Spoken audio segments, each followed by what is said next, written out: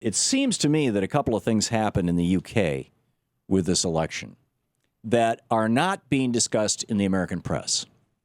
The first was that the Lib Dems, when Nick Clegg, the Liberal Dems, the most, not the most left-wing party, but one of the more left-wing than Labor, when that party joined with the Conservatives to form a coalition government, it would sort of be like, Bernie and I was going to say Obama, but you'd really want a Republican, but a moderate Republican, maybe, Bernie and Dwight Eisenhower getting together. Bernie and Richard Nixon getting together. And only Nixon holds most of the power. And so, they did this austerity thing. That the narrative in the UK, as Paul Krugman points out today in his op-ed, the narrative in the UK that the press is pushing and that the Conservatives have been pushing is that back prior to 2010, when the Liberals, the Labour Party, controlled government, that they were spending too much money.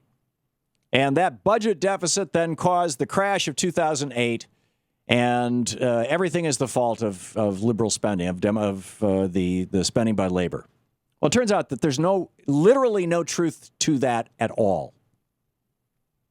The British economy was doing fine before 2008. The event that took down the British economy was fraud by banksters, mostly in New York, London, and Frankfurt.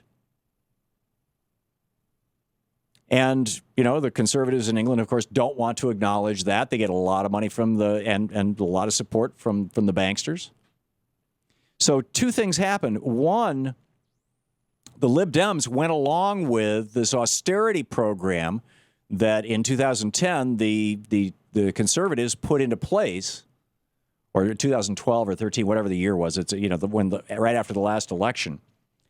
They pretty much had to go along with it and cut things like support for schools. So tuitions went up. So a lot, basically they lost their base. Their base just said, screw it, I'm not going to go vote for those guys. They didn't, they sold us out. So the Lib Dems, the liberal Democrats, the more progressive party, they lost a lot of their base because they didn't hold to their principles. They started behaving like conservatives. I'm telling you, when liberals behave like conservatives, or when in the United States, when Democrats behave like conservatives, they always lose. Not always, but more often than not. So there's that. But the other thing that the American media is not telling you is that David Cameron, the head of the Conservative Party, right, the Tories, the Conservatives, David Cameron supports a national health care system. In fact, he's been outspoken in his support of a national health care system. Now, would any Republican in America say that? No. David Cameron cut defense spending in the UK. Would any Republican in America support that? No. David Cameron proposed raising taxes on rich people in the UK. Would any American support that? No.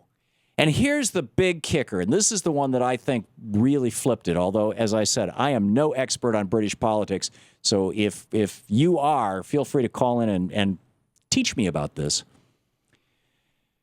The problem with the European Union is that it's essentially, the UK is part of the EU, but they don't use the euro. They still have the British pound. Now, stores, businesses in the UK accept euros, but they still have the British currency. But because they joined the EU, that means that workers in Latvia, Lithuania, Estonia, Poland, countries that are historically much, much poorer than England, which is the richest country in all of Europe right now, that those workers can come to England without having to get a visa.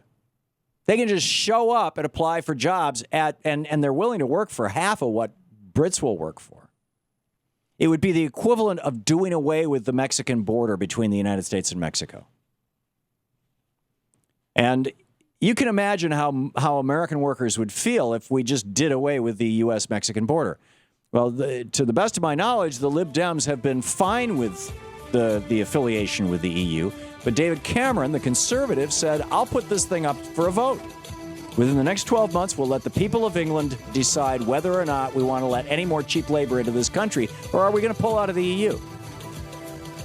Now, again, I may be wrong on this, but I personally think that that's a really big deal. So